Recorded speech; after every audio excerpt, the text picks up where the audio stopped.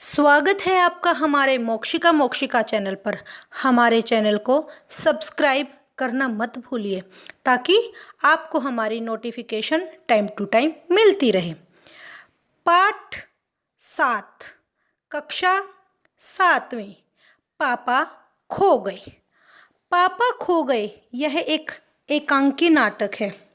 इस नाटक में जो पात्र हैं वह बिजली का खंबा, पेड़, लेटर बॉक्स, कौआ, नाचने वाली लड़की और एक आदमी है जो यह नाटक के रूप में प्रस्तुतिकरण कर रहे हैं।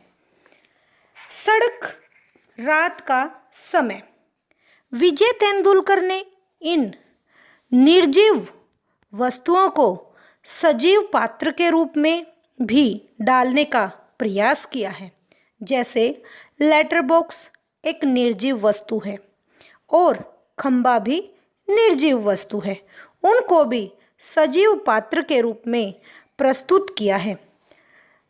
दृश्य, सड़क पर रात का समय है, समुद्र के सामने फुटपाथ है, वहीं पर एक बिजली का खंबा है, एक पेड़ है, एक लेटर बॉक्स और दूसरी ओर धीमे से प्रकाश में एक सिनेमा का पोस्टर लगा हुआ है। पोस्टर में एक लड़की की आकृति है जो नृत्य करती हुई दिखाई देती है। समुद्र से सनसनाती हवा का बहाव आते हुए और कुत्तों के भौंकने की आवाज़ आती है। खंबा, अपनी जम्हाई को रोकते हुए, राम राम जी, रात बहुत हो गई। पेड़ कहता है, आजकल की रातें कैसी हैं, जल्दी से बीतने में ही नहीं आती। खंबा कहता है, अरे दिन तो कैसे न कैसे हड़बड़ी में बीत जाता है। पेड़, लेकिन रात को बड़ी बोरियत होती है। फिर खंबे महाराज बोले, तब भी बरसात की रातों से तो ये रातें बहुत अच्छी हैं। पेड़ राजा, बरसात की रातों में तो रात भर भीगते रहो, बादलों से आने वाले पकड़े बराबर पानी की मार खाते रहो, तेज हवाओं में भी बल्ब को कस कर पकड़े रखना पड़ता है और एक टांग पर ही खड़े रहना पड़ता है। मुझे बिल्कुल अच्छा नहीं लगता। उस वक्त लगता है मैं ये सोचने लग जाता हूँ कि ना तो मैं बिजली का खंबा होता और न ही मैं बल्ब फेंक कहीं पर दूर भाग जाने की कोशिश करता। पेड़ राजा उसे सांत्वना देते हुए कहते हैं, मुझ पर भी एक रात आसमान से गड़गड़ाती बिजली आकर पड़ी थी। अरे बाप रे बाप, वो बिजली थी या आफत। याद आते ही अब भी दिल की धड़कनें बढ़ जाती हैं। कितना गहरा गड्ढा कर दिया था उस बिजली ने। अब जब कभी बारिश होती है तो मुझे उस रात की याद आ जाती है तो मेरा सारा शरीर थर थर कांपने लग जाता है।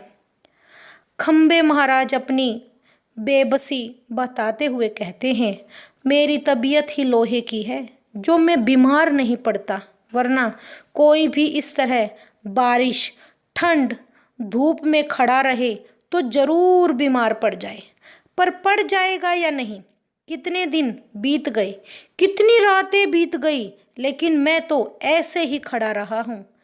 ठंडी ठंडी सांस छोड़कर कहता है, अरे ये चूंगी की नौकरी भी कोई नौकरी है।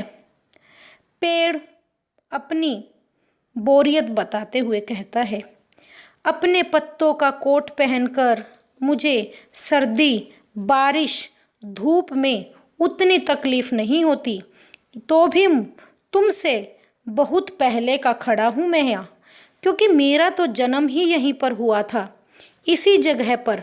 तब सब कुछ कितना अलग था। यहाँ ऊंचे ऊंचे घर नहीं थे, सड़क भी नहीं थी, सिनेमा का यह बड़ा सा पोस्टर और नाचने वाली औरत भी नहीं थी। सिर्फ मैं ही समुद्र के सामने अकेला खड़ा रहता था। तुम्हें जब यहाँ लाकर खड़ा किया तो सोचा चलो कोई साथी तो मिला, इतना ही सही।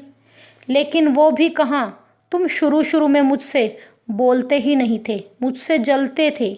मैंने बहुत कोशिश की तुमसे बात करने की, लेकिन तुम बहुत अकड़ में रहते थे। बाद में जब मैंने सोच लिया इसकी नाक इतनी ऊंची है तो रहने दो, मैंने भी तुम्हें आवाज़ लगानी बंद कर दी। खंबा, अरे एक दिन जब आंधी पानी में मैं बिल्कुल तुम्हारे ऊपर ही आ पड़ा था, तब पता है मुझे कैसा महसूस हुआ था। पेड़ कहता है, बाप रे कैसा था वो आंधी तूफान का, ओहो मेरी तो रूह कांप जाती है। खंबा कहता है, तुम खड़े थे इसलिए मैं कुछ संभल गया। हाँ, तुमने मुझे ऊपर का ऊपर झेल लिया, यह अच्छा हुआ। चाहे तुम खुद काफ़ी जख्मी हो गए थे, लेकिन तुम्हारा गरूर, तुम्हारा घमंड तो झड़ ही गया और फिर मुझसे दोस्ती हो गई। पेड़ फिर कहता है, हवा आज भी बहुत है। दोनों चुप हो जाते हैं और हवा की आवाज़ को सुनते हैं। कुत्ते का भौंकना, पोस्टर पर बनी नाचने वाली लड़की टेढ़ी हो जाती है, देखो उसको घुंघरुओं की आवाज़ आ रही है। देखो फिर वह स्थिर हो जाती है। लेटर बॉक्स को देखो, किसी दोहे का एक चरण गुनगुना रहा है और रुक जाता है। कौआ पेड़ के पीछे से जाकर बोलता है, का का। कौन है जो रात के वक्त इतनी मीठी आवाजें लगाकर मेरी नींद खराब करता है? जरा भर चैन ही इन्हें।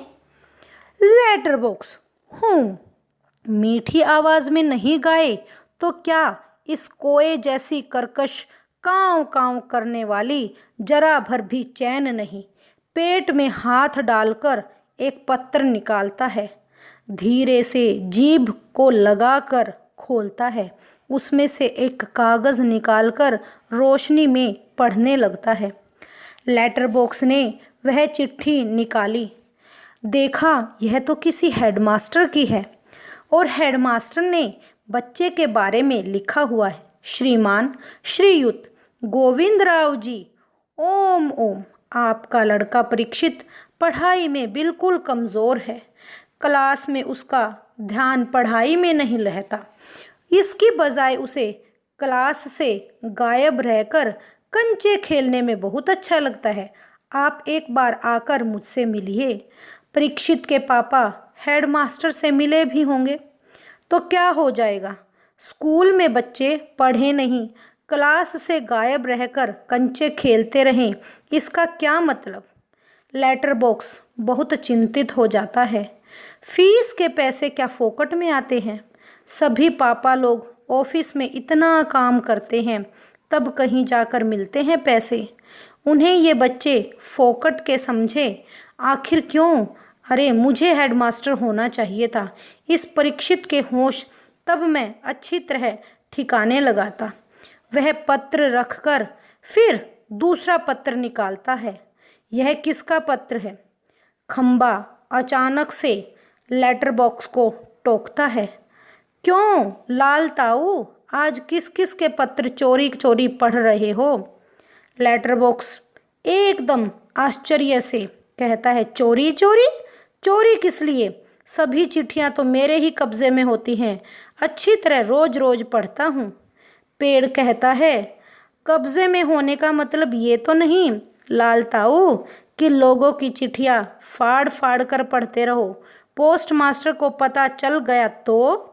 लेटर बॉक्स कहता है, चलता है तो पता चल जाने दो, मेरी तरह यहाँ रात दिन बैठ कर तो दिखाए। डाकिया, परसों वह डाकिया मेरे पेट में से बहुत सारी चिट्ठियाँ निकाल रहा था, मुझे इतनी लंबी जम्हाई आई कि रोके नहीं रुकी। जम्हाई लेता रहा, देखता ही रह गया, चिट्ठियों का बंडल बनाया और चलता बना।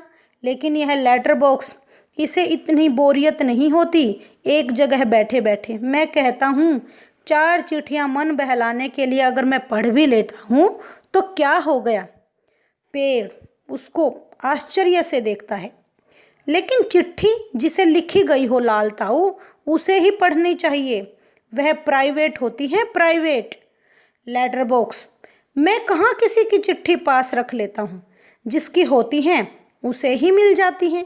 किसी की गुप्त बातें मैं कब बाहर निकलने देता हूँ, वह मुझ तक ही रहती हैं। इसलिए तो मुझे अपना बहुत महत्व लगता है। पेड़ कहता है, कोई आ रहा है लगता है। एकदम से सारे चुप हो जाते हैं। पोस्टर पर बनी नाचने वाली लड़की का संतुलन फिर से बिगड़ जाता है। फिर पहले की तरह स्थिर और हैरान हो जाते हैं। तेज हवा की भनभनाहट, भिखारी जैसा एक आदमी आता है। उसके कंधे पर एक सोई हुई लड़की देखते हैं। वह आदमी कोई चोर है। आदमी कहता है, मैं बच्चे उठाने वाला हूँ। दूसरा कोई काम करने की मेरी इच्छा नहीं होती। अभी थोड़ी देर पहले एक घर से यह लड़की उठाई है मैंने।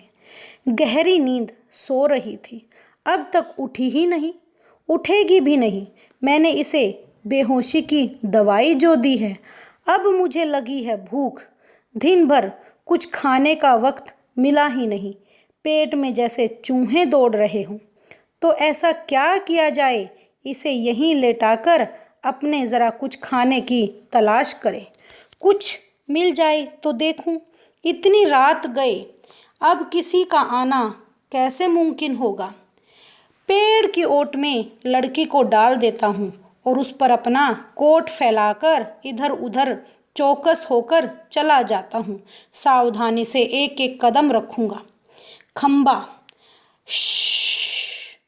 पेड़ राजा, दाल में कुछ काला है। पेड़, वह जरूर बहुत बुरा आदमी है कोई, और यह लड़की तो छोटी सी है। वह उसे कहीं से उठा कर लाया है, मैंने सुना है। पेड़ फिर कहता है, कोए को जगाते हुए, अरे कोए, उठ जा, उठ जा। दिन हो गया क्या? हाँ, नहीं, दिन तो हुआ ही नहीं, पर एक दुष्ट आदमी एक छोटी सी लड़की को कहीं से उठा कर लाया है। वो आदमी इस वक्त यहाँ नहीं है। वो लड़की उठ जाएगी तो चिल्लाएगी। कौवे आलस से बोलते हुए कहता है, आंखों पर एक चुल्लू पानी डालकर अभी आया। अरे, अभी कहाँ जा रहे हो? खंबा पूछता है। पेड़ झुक कर लड़की को देखता है। बहुत प्यारी बच्ची है, कौन जाने किसकी है। लेटर बॉक्स मुड़कर फिर देखता है। नासपीटे ने सोई हुई को उठा लिया। कहीं से चील जैसे चूहा उठा लेती है, वैसे ही यह उठा लाया। खंबा कहता है, मैं भी तो देखना चाहता हूँ उसे, पर मुझसे तो झुका ही नहीं जाता लाल ताऊ। अभी भी सो रही है क्या वो? लेटर बॉक्स, हाँ हाँ हाँ खंबे महाराज। कौवा आकर कहता है, कौन उठा लाया, किसे, बोलो अब। वह जरा ठहर गया। खाने की तलाश में भूख लगी थी उसे, पता नहीं कहाँ गायब हो गया। लेटर बॉक्स कहता है, थोड़ी ही देर में आ जाएगा नासपीटा। और यह खिलौना सी बच्ची, उसका गला रुक जाता है। ऐसी कल्पना भी नहीं की जा सकती। कौन जाने यह बच्ची किसकी है। कौआ, हाँ सच, आजकल कुछ दुष्ट लोग को बच्चों को उठा ले जाते हैं। मैं तो घूमता रहता हूँ ना, ऐसा होते देखा है। पेड़, अरे तुम्हें क्या पता, मैं बताता हूँ। अपन ने यह काम नहीं होने देंगे। पर लेटर बॉक्स, मैं कहता हूँ यह होगा कैसे? खंबा कहता है, होगा कैसे मतलब? उस दुष्ट को मजे से इस बच्ची को उठा ले जाने दो। कौआ कहता है, वह दुष्ट कौन है, पहले उसे नजर तो आने दीजिए। अरे लेटर बॉक्स, तुम कहाँ छुप गए? मैंने देखा है उस नासपीटे को, अच्छी तरह करीब से देखा है। बहुत ही दुष्ट लगा मुझे तो वह। कैसी नज़र थी उसकी।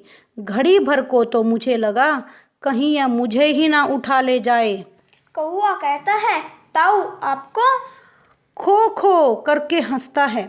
छोटी लड़की अब तक कुछ जाग चुकी, आंखें थोड़ी सी खुली और देखती है पेड़, खंबा, लेटर बॉक्स और कौवा एक दूसरे से बातें कर रहे हैं। तभी लेटर बॉक्स, इतना मुंह फाड़कर हंसने की क्या बात है इसमें? खंबा कहता है, उसकी वह गंदी नज़र यहाँ से मुझे भी खूब अच्छी तरह दिखाई दे रही थी। पेड़, छोटे बच्चे को उठाने से ज़्यादा बुरा काम और क्या हो सकता है? लड़की उठकर बैठ जाती है, स्वप्न जैसे देखती ही हो।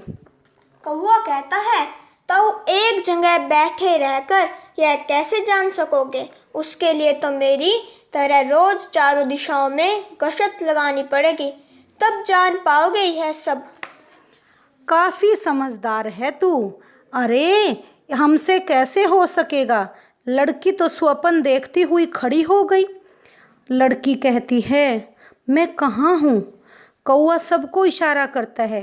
तभी सब एकदम से चुप होकर खड़े हो जाते हैं। लड़की इन सब के पास जाकर खड़ी हो जाती है, अच्छी तरह से सबको देखती है, पर सभी निर्जीव लगते हैं। लड़की कहती है, ये तो ठीक लग रहे हैं, फिर मुझे जो दिखाई दिया वह सपना था या कुछ और? फिर गौर से देखती है और हैरान होकर कहती है, कौन बोल रहा था? कौन गप्पे मार रहा था? लेकिन कोई नहीं बोल रहा था। कौन बातें कर रहा था? मुझे डर लग रहा है। मैं कहाँ हूँ? वह सब क्या है? मेरा घर कहाँ है? मेरे पापा कहाँ हैं? मेरी मम्मी कहाँ है? और मैं कहाँ हूँ? मुझे बहुत डर लग रहा है, बहुत डर लग रहा है। कैसा अंधेरा है चारों तरफ। रात है या मैं कोई सपना देख रही हूँ? पर सब सच है। कोई तो बोलो ना, नहीं तो चीखूंगी, मैं चीखूंगी। सारे चुप हो जाते हैं। लड़की घबराकर एक कोने में अंग सिकोड़ कर बैठ जाती है, फिर अपना सिर घुटनों में डाल देती है। अगला भाग अगले खंड में, क्योंकि आपको देखना है पाठ 7, पापा खो गए का भाग ख।